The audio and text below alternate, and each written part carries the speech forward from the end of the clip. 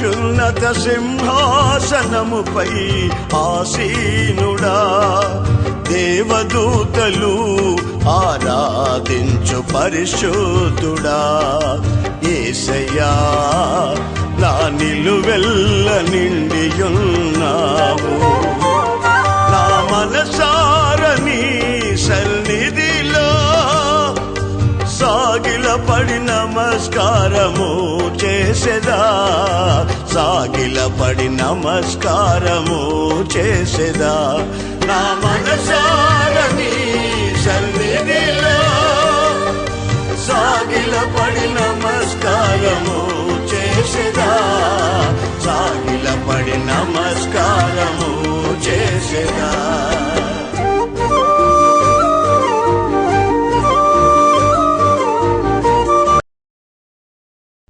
మన ప్రభువైన యేసుక్రీస్తు అతి శ్రేష్టమైన నామాన్ని బట్టి ఈ హోసన్న దైవ సందేశాలు అనే టీవీ కార్యక్రమాన్ని చూస్తున్న మీ అందరికీ హృదయపూర్వక వందనాలు. ఈ విధంగా మిమ్మల్ని కలవడానికి ప్రభువు నాకు ఇచ్చిన అవకాశాన్ని బట్టి నేను బహుగా ప్రభువుని స్తుతిస్తూ ఉన్నాను. మీరును మీ కుటుంబాలు క్షేమంగా ఉండాలని, దేవుని వాక్య వెలుగులో మీరు వర్ధిల్లాలని ఒక సేవకుడిగా నేను కోరుకుంటూ నిత్యం మీ నిమిత్తం ప్రార్థన చేస్తూ ఉన్నాం. మన జీవితంలో ప్రతిదాన్ని జాగ్రత్తగా గమనిస్తూ లెక్కలు చూసుకోవడం మనందరికీ తెలుసు. కొన్నిసార్లు జీవితంలో జయము కలిగిన అపజయం కలిగిన దీనికి కారణం ఏమిటి అని చాలాసార్లు మనకు మనమే లెక్కలు చూసుకుంటూ ఉంటాం. అప్పుడు లక్షల పెట్టుబడి పెట్టాను, ఎందుకు నష్టం వచ్చింది? నేను చాలా జాగ్రత్తగానే ఉంటాను, అనారోగ్యం ఎందుకు వచ్చింది అని ఒక్కసారి కుటుంబాన్ని గురించి కానీ, ఆర్థిక పరిస్థితుల గురించి కానీ, ఆరోగ్య విషయంలో కానీ మనం లెక్కలు చూసుకుని ఎక్కడ పొరపాటు జరిగిందో గుర్తుపట్టి ఆ పొరపాటులోంచి బయటపడి సరి చేసుకోవడం మనందరి నైజం. కొన్నిసార్లు కొంతమంది అవేమి లెక్క చూసుకోకుండా, ఆలోచించుకోకుండా వారికి వారే ఈ నష్టానికి కన్నీళ్ళకు కారణం ఎవరో అన్నట్టుగా ఒకరి మీద నేరం మోపడానికి అడుగులు వేస్తూ ఉంటారు. ప్రియ సహోదరులారా, ఈ రోజున ఒక రాజుగారి చరిత్ర జ్ఞాపకం చేయాలని కోరుకుంటున్నా. అతడు ఎవరు అంటే 12 ఏళ్ల వయసులోనే రాజు అయిపోయాడు. దేవుడు అతన్ని ఎంతగా ప్రేమించాడు. అతగాడి పేరు మనష్షే. ఈ మనష్షే కొంతకాలం రాజరికం చేశాడు. ఆ తర్వాత ఇతని జీవితంలో జరిగిన సంఘటనలన్నీ దినవృత్తాంతాల 2వ గ్రంథం 33వ అధ్యాయంలో చాలా తేటగా రాయబడ్డాయి. ఇతని జీవితంలో ఒక విచిత్రమైన సంఘటన జరిగింది. అప్పుడు ఒక్కసారి వెనక్కి తిరిగి ఆలోచించాడు. మీ మట్టుకు మీరు ఏదైనా జరిగితే కదా వెనక్కి తిరిగి ఆలోచించేది. ఈ వాక్యాన్ని చదువుతాను, వినండి. దినవృత్తాంతాల 2వ గ్రంథం 33వ అధ్యాయము 10వ వాక్యంలో ఎలా ఉంది? యెహోవా మనష్షేకును అతని జనులకును వర్తమానం పంపినను వారు చెవియొగ్గకపోయిరి. కాబట్టి యెహోవా అశ్షూరు రాజు యొక్క సైన్యాధిపతులు వారి మీదకి రప్పించెను. మనష్షే తప్పించుకొని వెళ్ళపోకుండా అతనిని పట్టుకుని బంధించి గొలుసులతో బంధించి తీసుకుని వచ్చారు అని ఉంది. ఒక రాజు గారిని గొలుసుల్లో బంధించే పరిస్థితి ఎందుకు వచ్చింది? బాగా ఆలకించండి. ఇతడి గాడిని తప్పించుకోకుండా వాళ్ళట వెంటాడి ప్రాణాలతో పట్టుకుని ఇనప గొలుసులతో బంధించి శత్రురాజు తన రాజధాని తీసుకువెళ్ళాడు. అక్కడ ఎలా ఉంటుందో వాతావరణం మీరు గమనించండి. ఒక్కసారి రాజుగారి మనసు ఆ పరిస్థితుల్లో వికలమైపోయింది. అసలు ఇంతకీ 12 ఏళ్ల వయసులో రాజయ్యి ఇంచుమించు 55 సంవత్సరాలు పరిపాలన చేసిన ఇతగాడికి ఈ స్థితి ఎందుకు వచ్చింది? ఒక్కసారి ఆగి మనం ఆలోచిస్తే మరి అతగాడికి అలా జరిగితే మన జీవితంలో జరిగిన సంఘటనలకు దీనికి కారణం ఏమిటి అని వివేచించాలిగా. ఈ ఇనప గొలుసులతో బంధించబడడానికి శత్రువు అతన్ని బంధించి తప్పించుకోలేకుండా చిక్కించుకోవడానికి గల కారణం రాజేగా.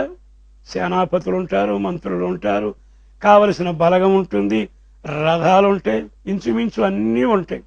మరి ఇతనికి ఈ స్థితి కలగడానికి కారణం ఇతడు కొన్ని పొరపాట్లు చేశాడు. ఆ చేసిన పొరపాటుల్లో కొన్ని మీతో చెబుతాను, కొంచెం జాగ్రత్తగా వినండి.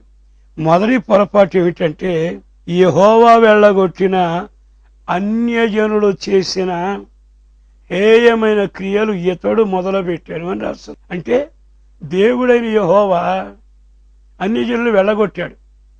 అన్యజనులు వెళ్ళగొడితే అప్పుడు మనం ఏం చేయాలి? దేవుడు వద్దంటున్నాడు, అన్యజనుల సహవాసం తగదంటున్నాడు అని వెళ్ళగొట్టాడు. ఇది దేవుని చిత్తం కాదని ఆలోచన కలగాలగా. ఇప్పుడు నీకు 58 ఏళ్ల అనుభవం వచ్చిందిగా. చాలాసార్లు మన జీవితంలో కూడా దేవుడు ఏది వద్దంటాడో, ఏది చెయ్యొద్దంటాడో, ఏది అసహ్యం అంటాడో, ఏది పనికిరాదంటారో దానినే మనం చేయటానికి ఇష్టపడుతుంటాం. అప్పుడు రాజుగారికి ఇనప గొలుసులు వచ్చే బంధించబడ్డాడు. నీ మట్టికి నీకేమవుతుంది? కొన్నిసార్లు వదిలించుకోలేని సమస్యలు లేవు. గొలుసులు పెట్టి బంధించినట్టుగా బందీ అయిపోవాలా? స్వేచ్ఛ లేదు, నవ్వు లేదు, సంతోషం లేదు, సమాధానం లేదు, బయటికి వెళ్లే మార్గం లేదు, తల ఎత్తుకునే దిక్కు లేదు. కారణం ఏమిటి అంటే ఎవరో చేయలా, ఎవరో నిన్ను చెరపలా. దేవుడు అసహించుకుని దేవుడు వెళ్ళగొట్టారే ఆ అన్యజనులు మరలా వాళ్ళ సిద్ధాంతాలను నువ్వు ఎందుకు పాటిస్తున్నావు? ఇక్కడ రాస్తున్నాడు, యెహోవా వెళ్ళగొట్టిన అన్యజనులు చేసిన హేయ క్రియలను అనుసరించి. మొదటి కారణం. రెండో కారణం కూడా ఇక్కడ రాయబడింది. దేవుడు దావీదుతో చెప్పాడు, అబ్రహాంతో చెప్పాడు, ఇశ్రాయేలులందరితో చెప్పాడు, ఇక్కడ నా మందిరం ఉంచుతాను, నా దృష్టి ఇక్కడ ఉంచుతాను, తరతరాలకి ఇది నా నామం, నా మందిరం అనబడుతుంది అని దావీదుకు కూడా చెబితే అదే మాట దావీదు సొలొమోనుకి చెప్పాడు. ఆ విధంగా మందిరాన్ని కాపాడుకుంటూ వచ్చారు. మనష్షే రాజు అయిన తర్వాత అతని హృదయంలో కలిగిన భయంకరమైన ఆలోచనలు బాధాకరం. ఇటు చూడండి ఒక్కసారి, మీరు జాగ్రత్తగా వినండి. అన్యులు చేసిన, దేవుడు అసహించుకున్న అన్యజనుల కార్యాలు చేయడం మొదటి నేరం. రెండవది, ఇతడు చేసిన పని అంత పవిత్రమైన మందిరములో ఆకాశ నక్షత్రాలకి బలిపీఠం కట్టాడండి. అంటే దేవుని మందిరం నీకు ఎట్లా కనపడుతుంది? దేవుని మందిరాన్ని గురించి నువ్వు ఎలా ఆలోచిస్తున్నావు? దేవుని మందిరం దేవుడు నేను నివసిస్తానని చెప్పిన స్థలం. మీరు అనుకోవచ్చు, ఏమండి దేవుని మందిరం శృంగారంగా అలంకరిస్తామండి, చక్కటి రంగులు బలుపులో పెడతామండి, చక్కగా ఏసీ ఉంటుందండి అంటే మనం కట్టుకునే మందిరం మాత్రమే కాదు, మరి హృదయం అనే మందిరం. ఇది మందిరం అని నీకు ఎన్నోసార్లు దేవుడు చెప్పాడుగా, చెరపకురా చెడేవు అనే మాట మనకు తెలుసుగా. దేవుని మందిరాన్ని చెరగొడితే దేవుడు వాడిని ఏం చేస్తాడో రాసి పెట్టుంది. నేను సేవకుడిగా మాట అనకూడదుగా. మరి ఒక్కసారి నీవు ఆగి ఆలకిస్తే ఎతడు చేసిన రెండవ నేరం, ఆ మందిరంలో బలిపీఠం కట్టాడట. అంటే ఆరాధనలో ఎంత మార్పు తెచ్చాడండి. ఆరాధన ఒక్క దేవునికే, ఇశ్రాయేలు దేవునికే జరగాలి. ఆయనను ఆత్మతో సత్యంతో ఆరాధించాలి. నీ మహిమ ఆయనకే చెందాలి. అంతకు మించి వేరే యోచన చేయబాకు. యెషయా గ్రంథంలో రాసిపెట్టాడు, నా నామమున ఉచ్చరించడానికి, స్తోత్రాలు చెప్పడానికే నేను ఈ జనాన్ని నిర్మించుకున్నాననే మాట మీరు ఎన్నిసార్లు చదివారండి? ఈరోజు ఇతడు మందిరంలో అన్య సంబంధమైన దేవునికి చెందవలసిన మహిమ ఆకాశ నక్షత్రాలకు చెందేటట్టుగా వ్యర్థమైన దేవునికి కోపం కలిగించే బలిపీఠం కట్టాడు. మరి దేవుడు మౌనంగా ఉంటాడండి? మూడో కారణం చెబుతాం. ఇతడు చేసిన మరో పని ఏమిటంటే 6వ వాక్యం మీరు చూడండి, అక్కడ రాస్తుంది, అతడు తన కుమారులను కుమార్తెలను అగ్నిగుండం దాటించాడట, ముహూర్తాలు విచారించాడట, మంత్రాలు చిల్లంగితనం వాడుగా చేశాడట, కర్ణపిచాచి గల మంత్రగాళ్లతో సహవాసం మొదలుపెట్టాడట. ఈ రోజున ఇక్కడ ఆలకిస్తే సోదెగాండ్రతో సాంగత్యము చేశాను. నీ సాంగత్యం ఎవరితో? అయ్యో నాకు ఇనప గొలుసులు వచ్చాయి, కష్టాలు నాకు వచ్చాయి, కన్నీళ్లు నాకు వచ్చాయి, మా ఇంటికే వచ్చింది శాపం, మాకే ఊరేగుతుంది దరిద్రం అని నువ్వు అంటున్నావుగా. మరి ఈ రోజున 6వ వాక్యం ఒక్కసారి ఆలకించాలిగా. రాసిన మాట ఏమిటో తెలుసా? వారట అగ్నిగుండం దాటించడమును, ముహూర్తాలు విచారించడమును, మంత్రములను చిల్లంగితనమును, సోది చెప్పేవాళ్ళు, కర్ణపిచాచి గలవారు ఎక్కడో ఉన్నారో ఎరిగి వారితో సాంగత్యము చేశాను. మీ కొడుకు గాని మీకు ఇష్టం లేని సాంగత్యం మొదలు పెడితే సంబరపడతారా? ఆయుష్ ఇచ్చినవాడు, ఆలోచన ఇచ్చినవాడు, తల వెంట్రుకలు లెక్క వేసినవాడు, రూపుదిద్దినవాడు, ఇంతకాలం బతకమని లెక్క రాసి కన్న తండ్రిగా నిన్ను భరించాడే, ఆ భరించిన వాని ఎదుట ఇలా ప్రవర్తిస్తే ఆయనకి బాధ ఏం కలగదా? ఆయన నొచ్చుకోడా? ఈ రోజున కష్టాలు నువ్వు కొని తెచ్చుకున్నావా? ఎవరైనా మూటగట్టి నీ నెత్తి మీద పెట్టారా? నా యేసుని బట్టి బ్రతిమలాడుతూ చెబుతున్నా, ఆ మనషే అనే ఆ రాజు నిజంగా ఎంత దారుణం అండి. శత్రువులు అతన్ని ఇనప గొలుసులతో బంధించారట. ఈ మాటలు వింటున్న తరువాత నా యేసుని బట్టి బ్రతిమలాడుతూ చెబుతాను, ప్రియ దేవుని బిడ్డలారా, మీరు ఎప్పుడు ఆలోచించండి. బంధించబడే సమస్యలు, ఏడిపించే సమస్యలు, కలవరబెట్టే సమస్యలు, కన్నీళ్లు గార్చే సమస్యలు, విదిలించుకోలేక వదిలించుకోలేక కుప్పలాగా చిక్కుబడిపోయి వేసిన చోటనే ఉన్న గొంగళిలాగా నీ పరిస్థితి ఎందుకు అవుతుంది? ఆర్థిక ఇబ్బందుల నుంచి బయటపడలేదుగా, నీవు అనుకున్న ప్రయత్నాలు సఫలం కాలేదుగా, ఏది మొదలుపెట్టినా గమ్యం చేరడం లేదుగా. చదువు ప్రారంభించావు, ఎక్కడాగింది? ఉద్యోగ ప్రయత్నంలో ఎక్కడ నిలిచావు? జీవితంలో ఏ ప్రయత్నం చేసినా అన్ని గొలుసులతో బంధించినట్టుగా అన్ని బంధకాల పట్ల ఈ రోజున ఒక సేవకుడిగా చెబుతున్నాను. సహోదరి సహోదరులారా, మీ క్షేమం నా దేవుడు కోరుకుంటున్నాడు. మనషే అతగాడు చేసిన చరిత్ర నాకు మీకు ఒక దర్పణం లాంటిది. అందుకని ఈ వాక్యం ఈ రోజు నీకు వినబడుతుంది. 4వ పని చేశాడు ఇతను, అదేమిటో చదువుతాను. 8వ వాక్యం చివరిలో దేవుడు సెలవిచ్చిన మాటను లక్ష్య పెట్టక ఆ మందిరమందు మనషే తాను చేయించిన చెక్కుడు విగ్రహములను పెట్టాను.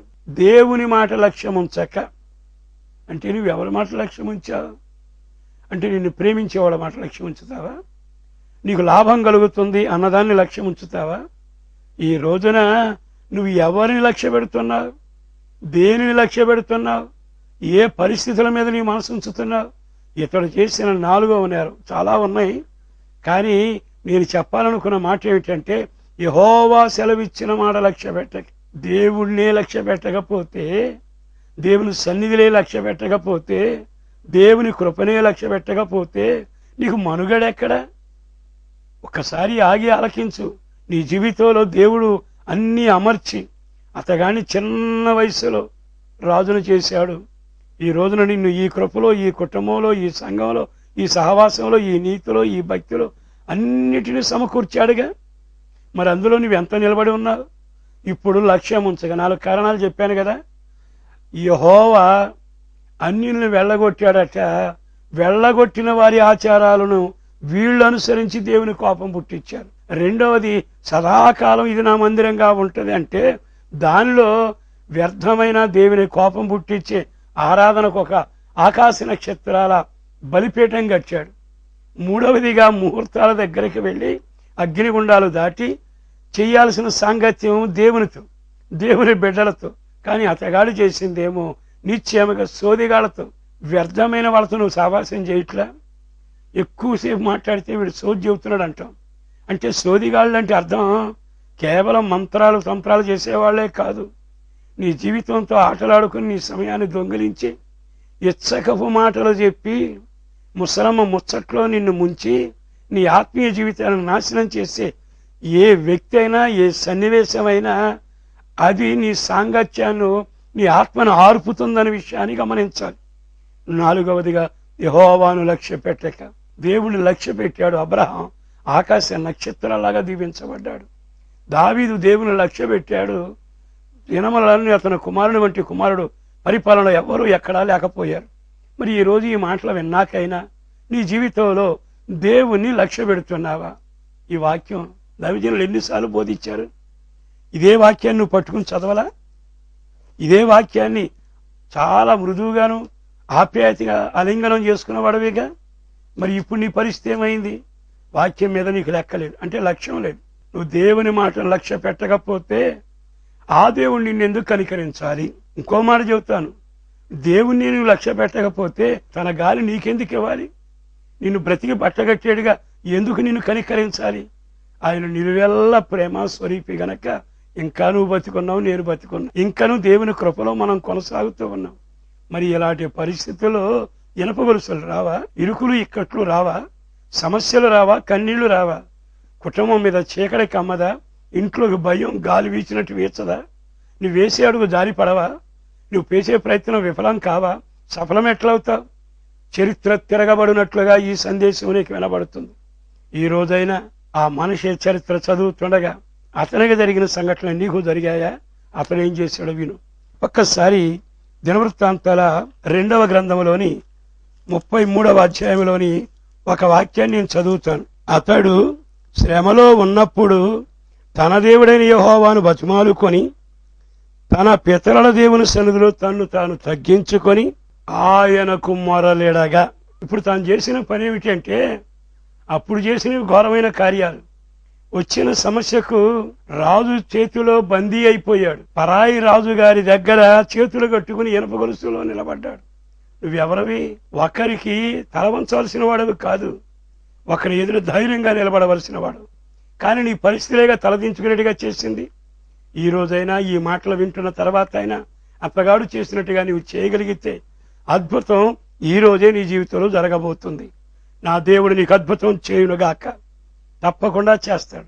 దేవునికే మహిమ కలుగునుగాక. అతను చేసిన పని, శ్రమలో ఉన్నప్పుడు యెహోవాను బ్రతిమలాడుకొని. శ్రమ రాగానే మనకేమో గుర్తొస్తారు? బంధువులు గుర్తొస్తారు, స్నేహితులు గుర్తొస్తారు, కొన్ని పరిస్థితులు గుర్తొస్తాయి. కానీ అతగాడికి గుర్తొచ్చింది కేవలం జీవం కలిగిన దేవుడు. ఇప్పుడు ఈయన్ని బ్రతిమలాడుకుంటే తప్ప నాకు దిక్కు లేదు. వెంటనే బ్రతిమలాడటం మొదలుపెట్టాడు. బ్రతిమలాడటం అనే దాని మాట తర్వాత 2వ మాట తగ్గించుకుని. నేను ఎన్నిసార్లు బ్రతిమలాడుతున్నా దేవుడిని అన్నా దానిలో 2వ భాగం జరగాలి. ఒక మనిషిని ఎప్పుడు బ్రతిమలాడతాడు? అతని ఉద్యోగం కోసం బ్రతిమలాడినా, లేదు వైద్యం చేయమని బ్రతిమలాడినా, లేదు ధన సహాయం చేయమని బ్రతిమలాడినా నువ్వేం చేస్తావు? తగ్గించుకుంటావు. ఎంతవరకు తగ్గించుకోవాలి అంతవరకు తగ్గించుకుంటావు. ఒక నరుడి దగ్గర అంత తగ్గించుకుంటే నీ ప్రాణానికి అధికారి, నీ ఆత్మకు ఆయనే మూలం. ఆయన దగ్గర నువ్వు ఎంత తగ్గించుకోనాలి? సహోదరులారా, తిరిగి మంచి రోజులు మీకు రాబోతా ఉన్నాయి. మీ కుటుంబం మరలా వెలుగు చూడబోతుంది. మీ సమస్యల మీద కమ్మిన కారు మేఘాలు వదిలి వెళ్లబోతా ఉన్నాయి. దేవుని ఆత్మకార్యం ఎందుకో మీ ఇంట్లో జరుగుతుందని సూటిగా పరిశుద్ధాత్మ దేవుడు చెబుతుండగా, ఈ రోజైనా ఈ మాటలు వింటున్న తర్వాత అయినా నిన్ను నీవు తగ్గించుకొని, ఒకవేళ హెచ్చించుకునే స్థితి ఎన్ని నీకున్నా, రాజు అయినా, రాజ బలగం ఉన్నా, 5 ఏళ్ల కొంగరం ఉన్నా, అంతస్తుల మీద ఉన్నా, ఇప్పుడు నువ్వు ఖైదీవి. ఇప్పుడు సమస్యలు పుట్టవు. కన్నీడి చరిత్ర నీకు మిగిలింది. మీ ఇంట్లో ఒకరిని చూసి ఒకరు సంబరపడి నవ్వుకునే ఆ రోజు లేదుగా. మరి ఈ రోజైనా తగ్గించుకోనాలిగా. నీవు తగ్గించుకోగలిగితే నా దేవుడు ఇప్పుడే అద్భుతం చేయగలిగిన వాడు. ఆయన ఎవరో తెలుసా? తగ్గించుకున్నా, బ్రతిమలాడినా, నీవేనా ఆశ్రయమని ఎవ్వరి గురించి చెప్పినా ఆయన దిగి వచ్చే దేవుడు, ప్రత్యక్షమయ్యే దేవుడు. వెంటనే ఏం జరిగిందో చదవండి. 13వ వాక్యం. ఆయనకు మొరలిడగా ఆయన తన విన్నపములను ఆలకించి యెరూషలేమునకు అతడిని అతని రాజ్యములోనికి తిరిగి తీసుకొని వచ్చాను. ఏ బంధువు మళ్ళా నిన్ను క్షేమంలోకి నడిపించలేడు. ఈ రాజుని తన రాజ్యంలోకి ఎవరు తీసుకురాలేరు, బందీ అయి ఉన్నాడు. కానీ మొర్ర పెడితే దేవుడు చేసిన బలమైన కార్యం, ఎవ్వరి వల్ల జరగని కార్యం నా దేవుడు చేస్తాడు. అక్కడి నుంచి మొరబెట్టిన వెంటనే తన రాజ్యమనే యెరూషలేము తీసుకొచ్చాడట. ఇదే ఈ రోజు నీ జీవితంలో జరగబోతుంది. నువ్వు పశ్చాత్తాపడి, అయ్యా నేను ఘోరమైన పాపినయ్యా, ఇదిగో ముహూర్తాలు, ఇదిగో ఆ అగ్నిగుండం దాటడం, భయంకరమైన సోదిగాళ్ళ సహవాసం, మాంత్రికులతో సహవాసం చేశాను అని కానీ నీ ఒప్పుకుని ఆయన వైపు తిరగగలిగితే ఆయన మరలా యెరూషలేమునకు తీసుకుని వస్తాడు. నీ పరిస్థితిలో మునుపెన్నడూ చూడని ఒక అద్భుతం ఈ రోజే నా దేవుడు నీకు చేయబోతా ఉన్నాడు. దేవునికే మహిమ కలుగునగాక.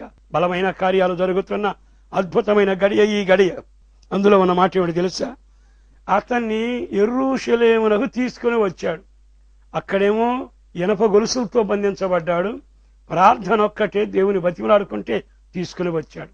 తీసుకొని వచ్చినప్పుడు అతను ఒక చక్కని మాట మాట్లాడుతున్నాడు, విందాం. తీసుకొని వచ్చినప్పుడు యెహోవా దేవుడై ఉన్నాడని మనసే తెలుసుకొనెను. ఇతనికి ఇప్పుడు తెలిసి వచ్చిందండి. ఏమని? యెహోవాయే దేవుడని తెలిసి వచ్చినాక ఏం చేయాలి? జరిగిన నష్టానికి కారణం తెలిసింది, పొరపాటు అర్థమయ్యింది. నీ జీవితంలో జరగకూడనివి జరిగిపోయా. దీనికి కారణం తెలిసింది. తెలిసి వచ్చాక నువ్వేం చేయాలి? చాలాసార్లు తెలిసి వచ్చిందండి అనే మాట అనేసి చేతులు దులుపుకుంటారు. అది నువ్వు ప్రభావితుడు అయినట్టు కాదు. నిజంగా ఆయన నీవు దేవుడైనాడని తెలిసి ఉంటే, ఇప్పుడు నాకు నిజంగా ఆయన దేవుని శక్తి, దేవుని కృప నాకు అర్థమయ్యిందండి, దేవుడు నన్ను ఎంత ప్రేమించాడో ఇప్పుడు అర్థమైందండి అని నీవు తెలుసుకున్నావా? నువ్వు ఒక్క క్షణం తగ్గించుకుని ప్రార్థన చేసి బతిమలాడు, నిన్ను మరలా మొదటి స్థానానికి తీసుకొస్తాడు. మహిమగల రాజ్యంలో తీసుకొస్తాడు, రక్షణలో తీసుకొస్తాడు, కృపలో తీసుకొస్తాడు. నీ ఇంటిని మరలా వెలుగుతో నింపుతాడు. అప్పుడు నీకు అర్థమవుతుంది ఆయన ఒక్కడేనండి ఈ కార్యం చేయగలిగిన వాడు అనేటట్టుగా. ఈ వాక్యానికి లోబడితే నువ్వు లేవలేని రోగివైనా నిన్ను నడపగలిగిన వాడు ఆయన ఒక్కడైన సంగతి నీ జీవితంలో దేవుడు చేసిన కార్యం ద్వారా నీవు తెలుసుకొందువుగాక. ఆమేన్. తెలుసుకున్నాక ఏం చేశాం? మన వాళ్ళు అప్పుడప్పుడు తెలుసుకున్నామంటే అంటారు, మళ్ళా మామూలు అయిపోతారు. మళ్ళా రెండోసారి అంటారు ఇప్పుడు తెలుసుకున్నానండి. అంటే ఎప్పటికప్పుడు తెలుసుకోవడమేనా? తెలుసుకున్నాక నీలో మార్పు ఏమిటి? బైబిల్లో ఇతడు చేసిన మాట చెప్పి ప్రార్థన చేస్తాను. చదవండి. 33వ అధ్యాయము 15వ వాక్యం నేను చదువుతున్నా. మరియు యెహోవా మందిరములో నుండి అన్యుల దేవత విగ్రహములను తీసివేసి యెరూషలేమందును యెహోవా మందిర పర్వతమందును తాను కట్టించిన బలిపీఠములన్నిటినీ తీసి పట్టణము బయటికి వాటిని లాగివేశాను. నీకు నీవు చేసుకున్న ఆలోచనలన్నీ లాగివేయబడినగాక, అది నీ నుండి దూరం అయిపోవునగాక. ఎందుకో ఈ మాటలు వింటున్న తర్వాత మీ జీవితంలో అగ్ని మొదలవుతుంది, వెలుగు మొదలవుతుంది, దీవెన మొదలవుతుంది, ఆత్మదేవుని కార్యం కూడా నీ గుండెల్లో మొదలవుతుంది. ఆ తర్వాత రెండోది ఇదియుగాక, అంటే లాగివేయటమే కాక, ఊరి వెలపల తోసివేయడమే కాక, ఇదియునుగాక అతడు యెహోవా బలిపీఠమును బాగు చేసి దాని మీద సమాధాన బలులను కృతజ్ఞతార్పణలు అర్పించుచు యెహోవాను సేవించాను. సమాధాన బలి, కృతజ్ఞతార్పణ, ఈ రెండు నీ జీవితంలో ఉండాలి. దేవునికి నీకు కలిగిన సమాధానం ఎప్పుడు గుర్తుగా నీ బలిపీఠ మీద కనబడునుగాక. రెండవది ఏమిటో తెలుసా? కృతజ్ఞతార్పణ. ఎందుకని? మనం కూడా అప్పుడప్పుడు గుళ్ళో కానికిస్తాం కదా. కృతజ్ఞత అర్పణ ఎందుకో తెలుసా? నేను చేసిన అతిక్రమాలకు ఇనప గొలుసులు వచ్చాయి. ఇనప గొలుసుల్లోంచి విడిపించబడ్డా, సాతాను చేతిలోంచి విడిపించబడ్డా. దానికి నువ్వు ఎంత కానికిస్తావు? ఎంత కూటం పెట్టగలవు? నీ గుండె నిండా కృతజ్ఞత ఉండునుగాక. గుండె నిండా కృతజ్ఞత ఉండి ఆయన బలిపీఠం మీద దేవుడు చూస్తూ ఉండగా, ఒకటి సమాధాన అర్పణ, రెండవది కృతజ్ఞత అర్పణ. ఈ రెండు జరిగే అతని చరిత్ర దీవెనకరంగానే ముగించాడు. ఈ మాటలు ఎన్నోసార్లు విన్నా, ఒక్కసారి జరిగిన దానికి కారణం ఏమిటి, ఇప్పుడు నేనున్న పరిస్థితి ఏమిటి ఆలోచించుకుని ఇప్పుడైనా నువ్వు దేవుని బ్రతిమలాడగలిగితే అద్భుతం చేస్తాడు. రెండవది తెలిసిన తర్వాత, విడుదల పొందిన తర్వాత, మరలా క్షేమంలో నీవు అడుగు పెట్టాక, ఇనప గొలుసులు ఊడిపోయినాక, యెహోవా దేవుడై ఉన్నానని తెలుసుకున్న తర్వాత అతడు చేసినట్టుగా నీలోని చెత్త, నీలోని పనికిరాని వ్యర్థమైన దేవునికి అయిష్టమైన అన్నిటినీ బయటకు లాగి పారవేయుదువుగాక. రెండవదిగా తిరిగి బలిపీఠం కట్టి కృతజ్ఞతార్పణ, సమాధానార్పణ, ఈ రెండు బలులతో దేవుని మహిమపరచగలిగితే మరలా నీ జీవితం అద్భుతం కాబోతుంది. ఒక ఆశ్చర్యమైన కార్యం నా దేవుడు నీకు చేయబోతా ఉన్నాడు. మరి ఈ మాటలు విన్నాకైనా, అయ్యా ఇనప గొలుసుల్లో ఉన్నానయ్యా, రోగాలు, కలవరం, కన్నీళ్లు, కష్టాల్లో నానబెట్టబడుతున్నాను, అగ్గిల్లో తగలబెట్టబడుతున్నాను, అయ్యా మరలా నాకు ఒక విడుదల, మరలా నేను ఒక యెరూషలేము, మరలా క్షేమం, మరలా సంతోషం నేను చూడాలనుకుంటూ ఉన్నాను అని గాని నీకు ఆశ కలిగి అట్టటి ఆలోచన వచ్చి నా కొరకు ప్రార్థన చేయండి అయ్యా అని మీరు తల వంచగలిగితే ఒక చిన్న ప్రార్థన మీ కొరకు చేస్తాను. దయచేసి కళ్ళు మూసుకుంటారా?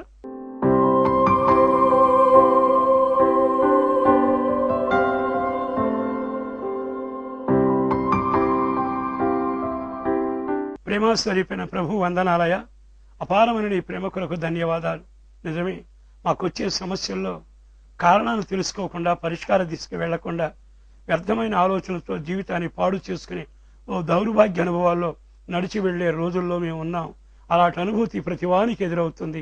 ఈ మాటలు విన్నారయ్యా, అతగాడి జీవితం మారినట్లుగా నీ బిడ్డల జీవితంలో కూడా పశ్చాత్తాపంతో మార్పు కలిగి మరలా గొలుసులు ఊడిపోయి కన్నీళ్లు తొలగిపోయి ఒక అద్భుతమైన కార్యం జరిగి అతగాడి జీవితంలోని యెరూషలేములో అడుగుపెట్టినట్లుగా మరలా సమాధానం, సంతోషం, క్షేమం, పచ్చదనంలో, కృపలోను, విశ్వాసంలోను, పవిత్రతలోను, నమ్మకంలోను, యథార్థతలో మీ బిడ్డలను నిలవగలుగునట్లుగా ఓ బలమైన కార్యాన్ని చేయండి.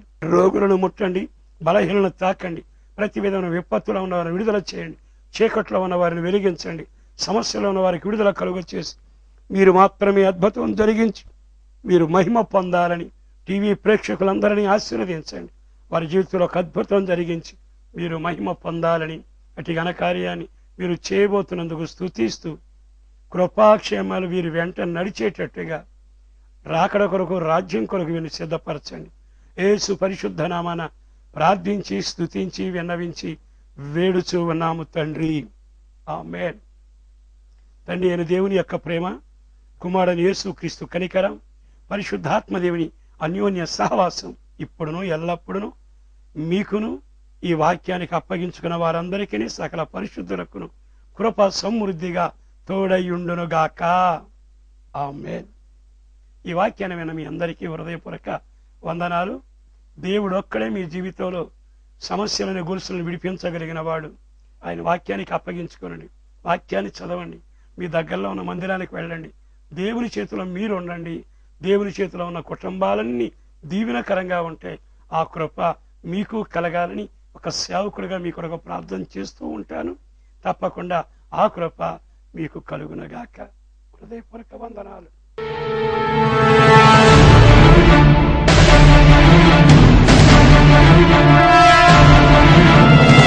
ఆయనే నీ బాధల విమోచకుడు, ఆయనే నీ రక్షకుడు.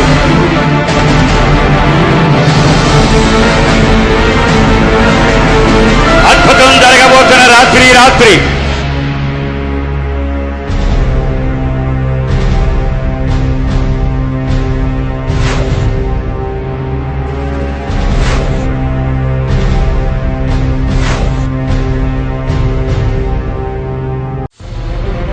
పరిశుద్ధాత్మ స్వస్థత కూడిక ప్రతి శనివారం రాత్రి 7 గంటల నుండి 9 గంటల వరకు హోసన్న మందిర్, హనుమాన్ జంక్షన్ నందు జరుగును. మీ అందరికీ ప్రేమపూర్వక ఆహ్వానం. ఆరాధనా సమయములు. మొదటి ఆరాధన ప్రతి ఆదివారం ఉదయం 8 గంటల నుండి 10 గంటల వరకు Hosanna Mandir, Ramayammapeta junction road, Nuzvid నందు జరుగును. రెండవ ఆరాధన ఉదయం 10 గంటల నుండి 1 గంట వరకు హోసన్న మందిర్, హనుమాన్ జంక్షన్ నందు జరుగును. మీ ప్రార్థనావసతుల కొరకు మమ్ములను సంప్రదించవలసిన మా చిరునామా పాస్టర్ దేవదాస్ గారు, hosanna Mandir, Nuzvid road, Hanuman junction, Krishna జిల్లా, ఆంధ్రప్రదేశ్. మా ఫోన్ నెంబర్లు 08656242751, మరి ఒక నెంబర్ 9440772772.